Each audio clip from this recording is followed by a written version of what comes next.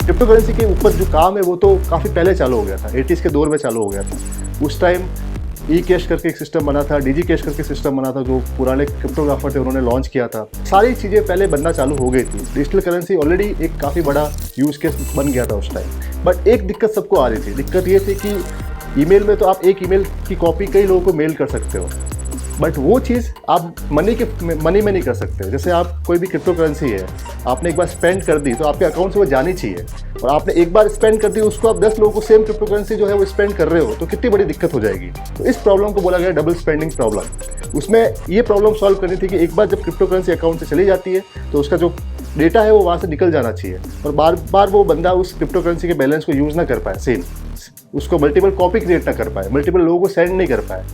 इस प्रॉब्लम को सॉल्व किया 2008 में, जब सतोशी नाकामोटो ने जो वाइट पेपर लिखा बिटकॉइन का, उसमें इसने डबल स्पेंडिंग प्रॉब्लम के बारे में बताया, और उसमें उसने बोला कि इस प्रॉब्लम को मैं सॉल्व करूँगा माइनिंग के थ्रू।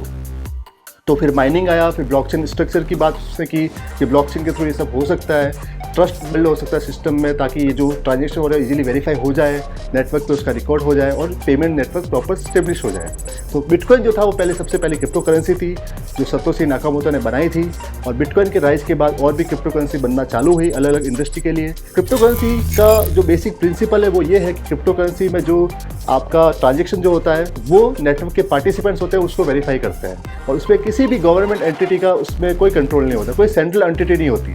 डेटाबेस डिस्ट्रीब्यूटेड होता है, जो भी डेटा जो होता है वो सिमिलरली सबके पास उसकी कॉपी अवेलेबल होती है, क्योंकि ब्लॉकचेन की वो प्रॉपर्टी होती है। और इसमें ऐसा होता है कि जो आपका डेटा है क्रिप्टो करेंसी में, उसमें जो आपके ट्रांजेक्शन वगैरह है वो पब्लिकली अवेलेबल होते हैं, कोई भी आपका ट्रांजेक्शन देख सकता है। जैसे किसी को आपका एड्रेस पता है, आपका बिटकॉइन एड्रेस पता है जो जनरली सीक्रेट फॉर्मेट में होता है, सीक्रेट हैश होती है। अगर वो हैश एड्रेस किसी को आपको पता है, चाहे वो बिटकॉइन का हो या किसी भी क्रिप्टो करेंसी का हो, तो वो एक्सप्लोरर में जाके उसको सर्च कर सकता है, और उसका आपका सारा डेटा उसको मिल जाएगा कि उस बंदे ने किसको कितना बिटकॉइन भेजा, कितना बिटकॉइन उसको रिसीव हुआ, क्या उसका ट्रांजेक्शन हिस्ट्री है, कितना बिटकॉइन का बैलेंस उसके पास पड़ा है, जो भी आपको डेटा चाहिए आपको वहाँ पे मिल जाएगा। तो इस टाइप के नेटवर्क को पब्लिक ब्लॉकचेन बोलते हैं, इस टाइप की क्रिप्टो करेंसी को पब्लिक क्रिप्टो करेंसी बोलते हैं। सेकंड टाइप की क्रिप्टो करेंसी जो आज के टाइम में बनना चालू हुई है उनको प्राइवेट क्रिप्टो करेंसी बोलते हैं। और प्राइवेट क्रिप्टो करेंसी के अंदर क्या होता है कि जो भी आपका ट्रांजेक्शन है, ट्रांजेक्शन को वो प्राइवेट कर लेते हैं, तो उसको कोई ट्रैक नहीं कर पाता। उसमें ऐसा कोई भी किसी को एक्सेस चाहिए कि यार ये ट्रांजेक्शन मेरे को देखना है इस बंदे का, किसने ट्रांजेक्शन किसके साथ किया, तो वो आप देख नहीं पाओगे। तो इस टाइप की जो प्राइवेसी फोकस क्रिप्टो करेंसी होती है वो मोनेरो उसका एक एग्जांपल है। तो जो प्राइवेसी फोकस क्रिप्टो करेंसी है उनका यूज जो होता है वो डार्क नेट में ज़्यादा होता है, इलीगल एक्टिविटी में ज़्यादा होता है, क्योंकि उनको ट्रैक तो कर नहीं पाते, इसलिए वहाँ पे यूज़ करना काफ़ी ईजी होता है। तो क्रिमिनल लोग जो है वो ज़्यादा मोनेरो जैसी क्रिप्टो करेंसी जो है, जो प्राइवेसी फोकस क्रिप्टो करेंसी उसको यूज़ करते हैं।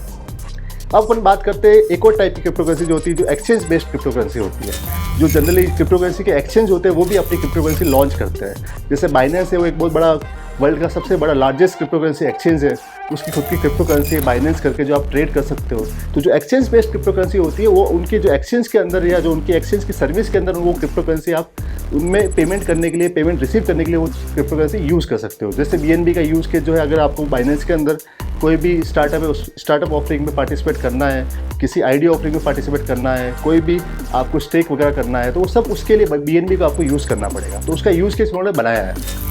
ये टाइप हो गया कि एक्सचेंज बेस्ड क्रिप्टो करेंसी का। अब छोटे एक और टाइप की क्रिप्टो करेंसी होती है जो जनरली अपन देखते हैं गेमिंग बेस्ड क्रिप्टो करेंसी। तो उसमें जो भी आप गेम वगैरह खेलते हो, प्ले टू अर्न गेम्स वगैरह होते हैं, तो उसमें जो क्रिप्टो करेंसी में रिवॉर्ड मिलता है, वो जो रिवॉर्ड आपको मिलता है उनकी गेमिंग क्रिप्टो करेंसी में मिलता है। तो वो एक छोटा टाइप का क्रिप्टो करेंसी हो गया। तो इस टाइप की जो अलग अलग इंडस्ट्री है उसमें उसके इंडस्ट्री के हिसाब से उन्होंने क्रिप्टो करेंसी बनाई है, और क्रिप्टो करेंसी का जो यूज है उनकी इंडस्ट्री में जो पार्टिसिपेंट है उनको रिवॉर्ड देने के लिए होता है, उनको इन्वॉल्व करने के लिए होता है। तो ये अल्टीमेटली क्रिप्टो करेंसी के थ्रू क्या हो रहा है, एक रिवॉर्ड बेस्ड इकोनॉमी बन रही है। जो भी बंदा कोई एप्लीकेशन यूज़ कर रहा है ब्लॉकचेन की, तो उसमें उसको इंसेंटिव मिल रहा है। अगर गेम खेल रहा है तो वो कमा पा रहा है, ट्रेड कर रहा है तब भी कमा पा रहा है।